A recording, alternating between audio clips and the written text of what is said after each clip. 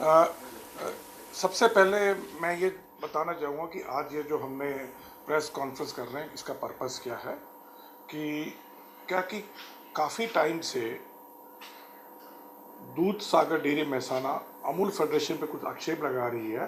कहती है कि हमारी कैपेसिटी यूटिलाइजेशन नहीं हो रहा है, हमारा दिल्ली में मार्केट कम हो गया, हमारा इतना फेडरेशन पैसा नहीं दे रही है और इसलिए हम मल्टी स्टेट कोऑपरेटिव में जा रहे हैं।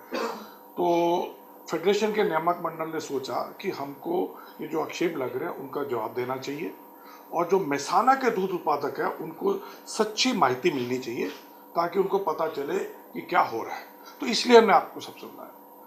अभी देखिए, अगर मैं बात करूं अमूल की, अमूल जो 1946 में बना, कैसे बना, इसका जेनेसिस क्या है कि उस वक्त सरदार वल्लभ भाई पटेल और त्रिभुवनदास पटेल ने मिलकर अमूल सोसाइटी बनाई, अमूल कोऑपरेटिव यूनियन बनाया और एक प्रोफेशनल डॉक्टर वर्गीस कुरियन ने उसको पूरा मैनेज करके आज विश्व में नंबर 1 की संस्था बन गई है। अमूल का अगर टर्नओवर देखें तो इस साल तकरीबन 45,000 करोड़ है। और ये क्यों हुआ?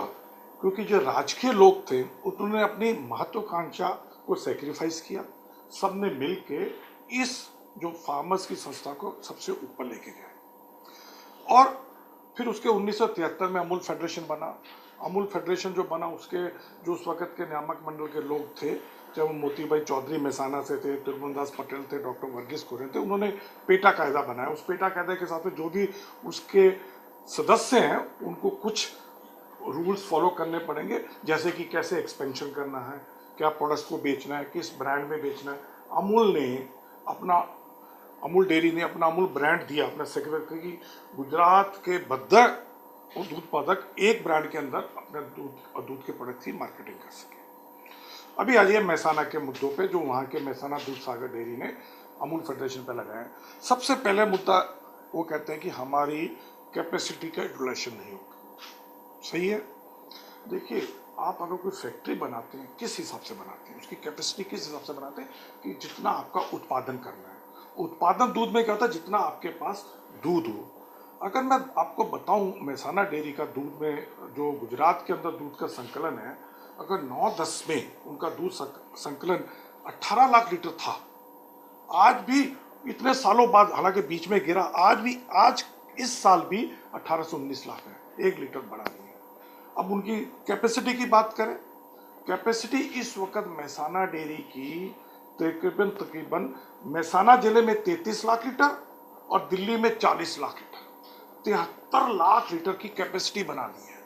जबकि आपका दूध 18 लाख गुजरात में है और गुजरात के बाहर भी उन्होंने 8-9 लाख लीटर ले रहे हैं और उसमें तकरीबन 1500 करोड़ का एक्स्ट्रा उन्होंने इन्वेस्टमेंट कर दिया।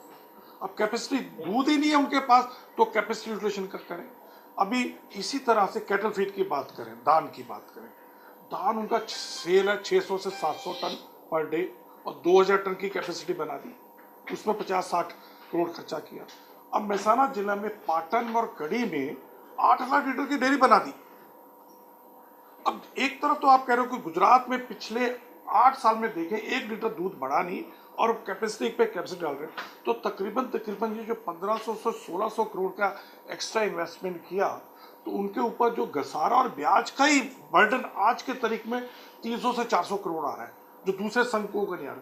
तो मेहसाना के जो दूध उत्पादक हैं उनको 300 से 400 करोड़ जो बर्डन पड़ रहा है, ब्याज और घसारा, जो इन्होंने 1500 से 1600 करोड़ एक्स्ट्रा इन्वेस्टमेंट की। दूसरी बात करते हैं कि दिल्ली में हमारा दूध की सेल कम कर। देखिए, आज की अगर बात करें, दिल्ली में जब हम 2003-4 में गए, मेहसाना का दूध लेके गए, क्योंकि मेहसाना का दूध की क्वालिटी बहुत बढ़िया। देखिए, पूरे भारत में लोग बात करते हैं गिर गाय की, पर मैं आपको बताऊं, मेहसाना की जो मेहसानी भैंस है, उसकी जो दूध की क्वालिटी और मिठास है, पूरे इंडिया में माना हुआ है। जहाँ पे भी हमने मेहसाना का दूध दिया, लोगों ने क्वालिटी पसंद की। अभी आप देखिए, उनका जो मिल्क पाउडर है मेहसाना का प्रीमियम पे बिकता है, क्योंकि वहाँ के जो पशुपालक है उनको मालूम है कि गाय भैंस का कैसे उसको पालन करना, कैसे उनको खिलाना, कैसे उनको रखना। इसके लिए उनको दूध का भाव भी अच्छा चाहिए। अब दिल्ली में जब हम गए तो हमारा जो 8-9 तक मेसाना के पास दूध ही नहीं था और दिल्ली की सेल बढ़ रही थी, तो हमको साबर डेयरी को लेकर जाना पड़ा, क्योंकि साबर डेयरी का प्रोक्योरमेंट बढ़ रहा था। फिर और दिल्ली में 32 लाख लीटर की सेल हो गई और मेहसाना का दूध का पूरा संकलन गुजरात के अंदर 18 लाख है, तो हमको बनासकांठा को भी लेके जाना पड़ा। आज की तारीख में भी दिल्ली में मेहसाना का दूध, छाछ और दही मिला के 11 लाख लीटर जाता है और 3 लाख लीटर उनका मेहसाना और अहमदाबाद में बिकता है, तो 14 लाख लीटर 18 लाख लीटर उनसे बिक रहा है। जबकि बनासकांठा 50 लाख लीटर दूध का संकलन करती है, उनका दिल्ली में 12 लाख लीटर बिकता है। तो आप अनुपात देखिए। और मान लीजिए दिल्ली में उनका 20 लाख लीटर बेच दे, चलो मान लें, तो मेहसाना डेयरी बंद करेंगे। प्रोडक्ट कहाँ से बनाएंगे? अमूल बटर नहीं बना पाएंगे, अमूल स्प्रे नहीं बना पाएंगे, अमूल और सागर घी नहीं बना पाएंगे। तो अगर आपको मेहसाना डेयरी को भी चलाना है तो आपको कुछ दूध तो मेहसाना के लिए रखना पड़ेगा। तो ये जो प्रॉब्लम आ रही है क्योंकि इनका दूध का संकलन नहीं आया। तीसरा ये बात करते हैं कि हमारे को फेडरेशन से कभी बोलते हैं 300 करोड़ का लेना है, कभी बोलते हैं 350 करोड़ का लेना है, कभी 250 करोड़ का। देखिए मेहसाना फेडरेशन के साथ जो व्यापार करती है तकरीबन 300 करोड़ प्रति मंथ का करती है, पिछले साल का अगर 18-19 का नहीं। तो कोई भी व्यवहारिक कोई भी हम बिजनेस करते हैं तो जो हम उनके स्टॉक लेते हैं, आज मैं गुवाहाटी बेचता हूँ तो 3 हफ्ते लगते हैं, माल तो अभी ट्रांजिट में होता है या माल गोडाउन में पड़ा है, तो उसका सभी का व्यवहारिक लेन देन है। ये खाली मेहसाना का ही नहीं है, बनास हो, साबर हो, सबका हमारा लेना देना बैठता रहता है, ये कोई पेंडिंग नहीं है। अगर मैं आपको बात करूँ, इस महीने अप्रैल में 300 करोड़ जो महीने का ऑलरेडी आज तक 210 करोड़ रुपए हम दे चुके हैं, तो कहाँ बाकी है? ये तो बता रहे हैं। और जो व्यवहारिक बात होती है वो तो रहेगी कोई भी बिजनेस में हो। चौथा जो महत्वपूर्ण मुद्दा है, क्योंकि ये सब कारणों को कहते हैं कि हमको मल्टी स्टेट में जाने का है, मल्टी स्टेट कॉपरेटिव। देखिए मल्टी स्टेट कॉपरेटिव में जाना है, उनके नियामक मंडल की, उनकी खेडूत की मर्जी है, उनको डिसाइड करना, हमको लेना। पर एक बात बता दूं, मल्टी स्टेट जाने से वो बोलते हैं कि अमूल फेडरेशन निकल जाएंगे, हम अपने ब्रांड में दिल्ली में दूध बेचेंगे। तो अगर दिल्ली की मार्केट की बात करें, इस वक्त 50 ब्रांड है। अमूल अगर 30-32 लाख लीटर बेचता है, तो अगर कोई नया ब्रांड जाएगा तो मुझे नहीं लगता 10 से 20 हजार लीटर दूध बेच पाएंगे। हाँ, मुझे सबसे ज़्यादा चिंता है कि अगर वो मल्टी स्टेट में जाएंगी, खेडूत को फायदा हो सकता है, मेहसाना के खेडूत को फायदा वो कैसे होगा कि एक बार अगर वो अमूल फेडरेशन से निकल जाते हैं तो जो हमारे दूसरे पास के संघ है, चाहे वो बनासकांठा है, चाहे वो साबरकांठा है, चाहे गांधीनगर है या सुरेंद्रनगर है, वो कुछ जो मेहसाना की मंडियां या पाटन की मंडियां हैं वो इनको दूध दे सकती है, वो फ्री हो जाएंगे। और इस वक्त बनास साबर 4 से 5 रुपये लीटर दूध का भाव ज़्यादा देते हैं बम्बे में मिला के, तो खेडूत को तो फायदा है कि चलो मल्टी स्टेट को ना देके साबर को या बनास संघ को देंगे क्योंकि वो फ्री हैं। हाँ, पर मुझे चिंता है 2 चीज़ों की।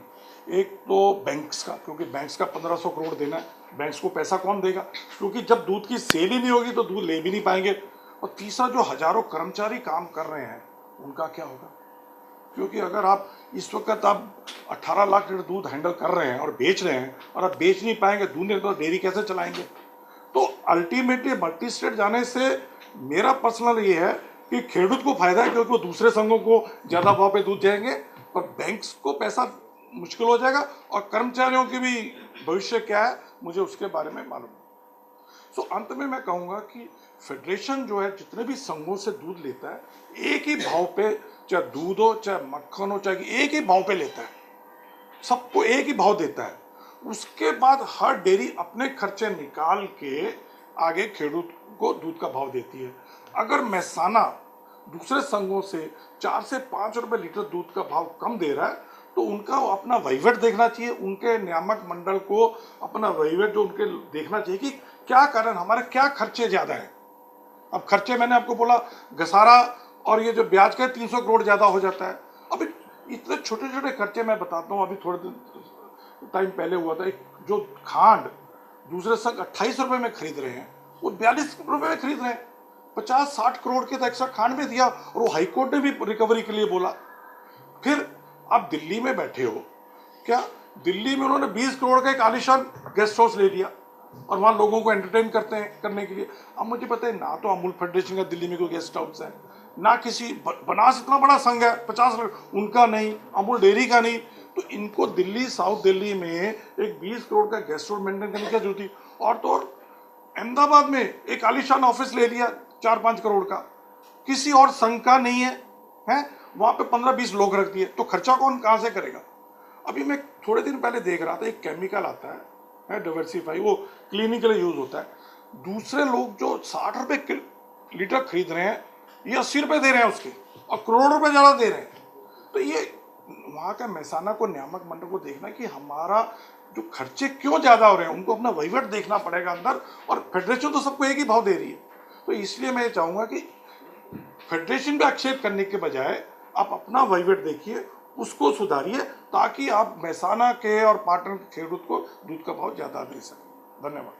सर, बात तो सब ठीक है, लेकिन कुछ दूधसागर डेयरी पशुपालकों को भी कम भाव दे रही है और डेयरी की नहीं। देखिए, पशुपालकों को भाव इसलिए कम मिल रहा है क्योंकि इनके खर्चे ज्यादा हो गए। जो मैंने आपको बताया, इन्वेस्टमेंट 1500 करोड़ ज्यादा कर दी। फिर ये जो खरीद है, अब कैटल फीड भी देख लीजिए, कैटल फीड में भी ये 50 रुपए बोरी दूसरे संघों से ज्यादा ले रहे हैं, तो कैटल फीड के इंग्रेडिएंट्स की कॉस्टिंग ज्यादा है। अब हर चीज में खेडूत को दूध का भाव 4 से 5 रुपए कम दे रहे हो, कैटल फीड में 50 रुपए ज्यादा चार्ज कर रहे हो, तो आपको वहीवट अंदर देखना पड़ेगा। इसमें तो फेडरेशन का इन्वॉल्व नहीं है, तो आप वो क्यों नहीं देखते? सर, मेहसाना डेयरी ये बोल रही है कि गवर्नमेंट ने हमको कोई मदद नहीं की, तो आपका क्या कहना है? गवर्नमेंट में सही में उनको मैंने भी सुना। देखिए, ये जितने भी गुजरात में कोऑपरेटिव संघ है या फेडरेशन है, ये इंडिपेंडेंट कमर्शियल ऑर्गेनाइजेशन है। इसमें राज्य सरकार का और सेंट्रल गवर्नमेंट का कोई डायरेक्ट हस्तक्षेप नहीं है। हाँ, क्योंकि हम रजिस्टर्ड हैं कोऑपरेटिव सर्कल, तो हमारा एक ऑडिट होता है, वो सरकार करवाती है, वो भी चार्टर्ड अकाउंटेंट से कराती है। इसके अलावा गवर्नमेंट का कोई हस्तक्षेप नहीं है। हाँ, हमको जब कभी कोई प्रॉब्लम होती है तो हम सरकार के पास जाते हैं। अभी हमारे पास स्टॉक ज़्यादा हो गया था पाउडर का, तो हम सरकार के पास गए, तो सरकार ने हमको एक्सपोर्ट करने के लिए इंसेंटिव दिया, 300 करोड़ की मदद की। उसमें से ऑलरेडी हमने 150 करोड़ यूज़ कर लिया, तो उससे हमारा स्टॉक कम हो गया। और जो हम भारत के अंदर 130 रुपये 40 रुपये किलो पाउडर बेच रहे थे, आज बढ़ के वो 220 से 30 रुपये हो गया, क्योंकि हमने 30,000 टन एक्सपोर्ट कर दिया। इसके अलावा सरकार हमारे को मदद करती है कि जो भी स्कीम्स आती हैं, जैसे मिल्किंग मशीन करने के लिए, बल्क मिल्क कूलर के लिए, तो हम उनको देते हैं। मेहसाना डेयरी ने भी राज्य सरकार के पास गए, मुझे याद है कुछ महीने पहले उनको ऐसी पैसे की बहुत प्रॉब्लम थी, वो श्री नितिन भाई के पास गए अपनी प्रॉब्लम लेकर, क्योंकि वो मेहसाना से है। तो नितिन भाई ने हमको फोन किया कि मेहसाना की आप मदद कीजिए, इनको कुछ पैसे की प्रॉब्लम है। तो हम लोग उसी वक्त उनके कहने से 100 करोड़ रुपए दूसरे संघों का काट के मेहसाना डेयरी को बेच दिया। तो ये नहीं है कि सरकार मदद कोई भी अगर जाएगा सरकार के पास तो उनके बात है, पर ऐसा जो हमारा वहीवट में, चाहे वो मेहसाना हो, चाहे वो बनासकांठा हो, चाहे अमूल फेडरेशन हो, सरकार का कोई भी इंटरफेरेंस नहीं है, और वो होना भी नहीं चाहिए। सर, उनके पास स्टॉक भी बहुत है, अभी स्टॉक भी बहुत पड़ा है, तो कैसे? देखिए, जो पाउडर का स्टॉक पड़ा है वो उनके पास नहीं, अमूल फेडरेशन के 10 संघों के पास 6। उसका कारण क्या, पिछले 3 साल से मार्केट में, नेशनल मार्केट और इंटरनेशनल पर मंदी थी। अगर हम वो पाउडर सारा बेचते जो 130-40 रुपए है, तो घिट के इंटरनेशनल मार्केट 100 रुपए से नीचे हो जाता। तो हमने स्टॉक रखा, आज वही स्टॉक आज हम 220-30 रुपए में बेच रहे हैं। अच्छा, मेहसाना के पास स्टॉक की मैं आपको क्या हो कि जब हमारे पास स्टॉक इकट्ठा हो गया, होने लगा, तो हमारे नियामक मंडल ने ये बोला कि हम गुजरात के खेडूत को प्रेफर करें, और जो गुजरात के बाहर से दूध लेते हैं उसके ऊपर थोड़ा कम। तो हालમાં GCMMF અને દૂધસાગર ડેરી આપણે સામે આવી ગયા છે। હાલમાં જે પત્રકાર પરિષદ સંબોધવામાં આવી છે સોઢી તરફથી, તેને હાલ સાંભળી છે દૂધસાગર ડેરીના મોગજીભાઈએ। મોગજીભાઈ, સીધો જ સવાલ તમને એ રહેશે કે સોઢી સાહેબે સીધો આરોપ એ લગાવી દીધો છે કે ડેરીના સત્તાધીશો અણઘડ વહીવટ કરી રહ્યા છે। મારે સોઢીને જણાવવું છે એમડીને કે 16/2/2019 રોજ મારા દૂધસાગર ડેરીના ચેરમેન આશાબેનને શ્રેષ્ઠ એવોર્ડ આપ્યો હતો મુખ્યમંત્રીએ ગુજરાતના। એ વખત સોઢી પહાણ હતા, એ દાડા અણઘડ વહીવટ નહોતો ને આજે અણઘડ વહીવટ છે। પૈસા આપવા નથી ને ખોટી વાતો કરે છે। રોકાણ કર્યું છે એ તો 5 ગણી કિંમતનું રોકાણ થઈ ગયું છે। તમે પૈસા આલવાની વાત કરો ને, દિલ્હીમાં દૂધ વેચવાની વાત કરો, બીજી વાતો કરશો નહીં। તો મોગજીભાઈ, જે પ્રમાણે આપ કહી રહ્યા છો કે સરકારે મદદ નથી કરી, સોઢી સાહેબે તો કહે છે કે નીતિનભાઈના કહેવાથી ઘણી મદદ કરવામાં આવી છે.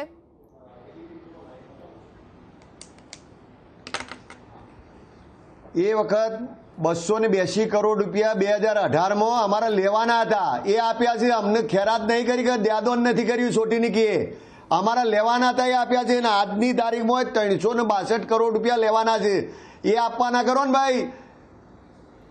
જી મોગજીભાઈ, આ સાથે એમ પણ કહેવામાં આવ્યું છે કે ફેડરેશન જેમની પાસેથી દૂધ ખરીદે છે તમામને એક સરખા ભાવ આપે છે, પરંતુ ત્યારબાદ જે ડેરી છે તે પશુપાલકોને પોતાના હિસાબે ચૂકવતા હોય છે ભાવ. તો તેને લઈને શું કહેવું છે આપનું?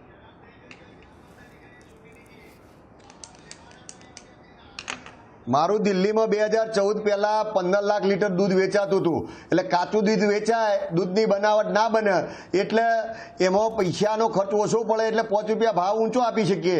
પણ 2014 પછી મારું દિલ્હીમાં જે દૂધ વેચાતું હતું એનો ઘટાડો કરી 50% ઘટાડો કરી દીધો. એટલે એનો મારે દૂધની બનાવટ બનાવવી પડી છે, એટલે ખર્ચો છે. છતાં પણ એ ખોટી વાત કરી છે.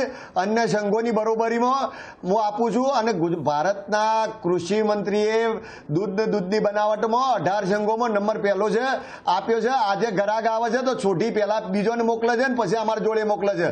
એટલે અમે કંટાળ્યા છીએ, એટલે સ્વતંત્ર થવા માંગીએ છીએ. 1970 થી 1960 થી 1973 સુધી અમે સ્વતંત્ર જ હતા, એટલે સ્વતંત્ર થવા માંગીએ છીએ. જી, તો સોઢી સાહેબે ત્યાં સુધી પણ કીધું કે GCMMFની બધી ડેરી ભાવ સારા આપે છે, તો દૂધસાગર કેમ નથી આપતી?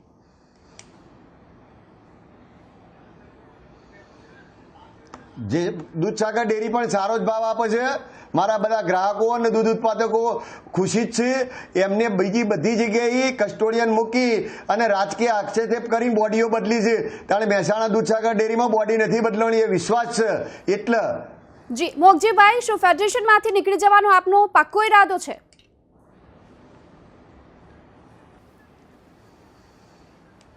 ફેડરેશન અમે રિક્વેસ્ટ કરી છે, ફેડરેશન અમને સહકાર નહીં આપે તો અમે 100% નીકળી જશું. જે ચોક્કસ આપણી પાસેથી ચર્ચા કરીશું. હાલમાં RS સોઢી સાહેબ જે પ્રમાણે પत्रकार परिषद संबोधित રહ્યા છે, સાંભળીએ. 465 करोड़ का हम डेबिट कैसे देंगे? अब देखिए, आप जो भी मांगे, हमने तुमको कितने बार बोला कि आप सामने आके बैठो, आप हिसाब किताब करो, रिकंसिल करो. और ये बताऊं कि बद्दा संघों का किसी भी जो व्यवहार में लेन देन होता है वो रहता है. आपने माल भेजा, अभी गुवाहाटी पहुंच रहे, तुम पैसा कहाँ से आ जाएगा? जो स्टॉक में पड़ा उसका पैसा कहाँ से आएगा? और ये खाली आज की कोई नई बात नहीं है, सारे संघों के साथ होता है कि उसका कितना टर्नओवर है. टर्नओवर के हिसाब से आपका उसको जो भी स्टॉक होता है उसका पैसा होता है.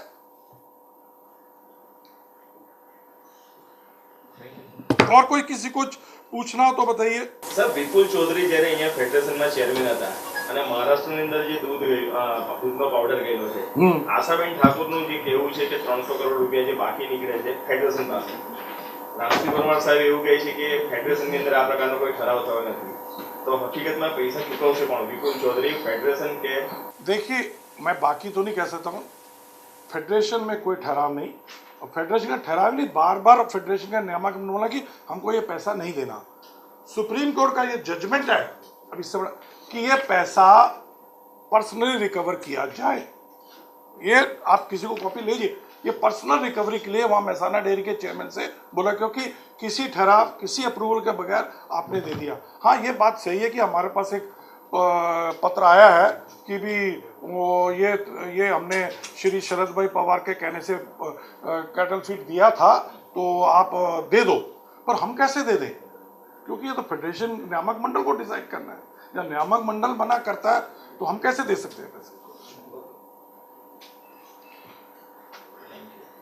મોગજીભાઈ, જે પ્રમાણે RS સોઢી સાહેબે આ પત્રકાર પરિષદ સંબોધી જે જવાબ આપ્યા છે તેના પર આપનું હવે શું કહેવું છે?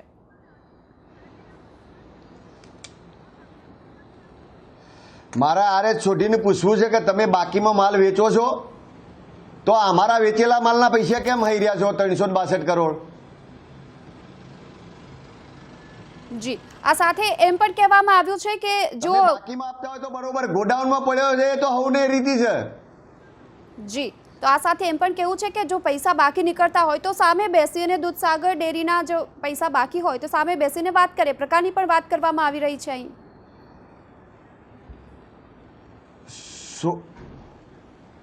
સોઢી શ્રીને 10 વખત ફોન કર્યા, ફોન ઉપાડતા નથી ને ઉપરથી એમ કહે છે કે પત્રકારો પાસેથી લઈ લેજો. હું સાચી વાત પત્રકારોનું જણાવું છું એટલે પેટમાં તેલ રેડાય છે. મુકજીભાઈ, જ્યારે ચૂંટણી આવે ત્યારે જ શા માટે આ પ્રકારના આરોપો છે તે કરવામાં આવતા હોય છે અને આ બધું આપને દેખાતું હોય છે?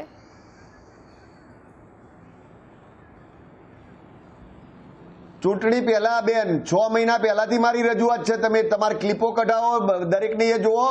6 મહિના પહેલાથી મારી માગણી છે. ચૂંટણીથી નથી માગણી. ચૂંટણીમાં મુદ્દો ખોટો ખપાવવામાં આવે છે. ખેડૂતોના હિત માટેની વાત છે અને ખેડૂતોના હિત માટે ફેડરેશન રોકડેથી માલ વેચે છે અને અમારા પૈસા શું કામ બાકી રાખે છે?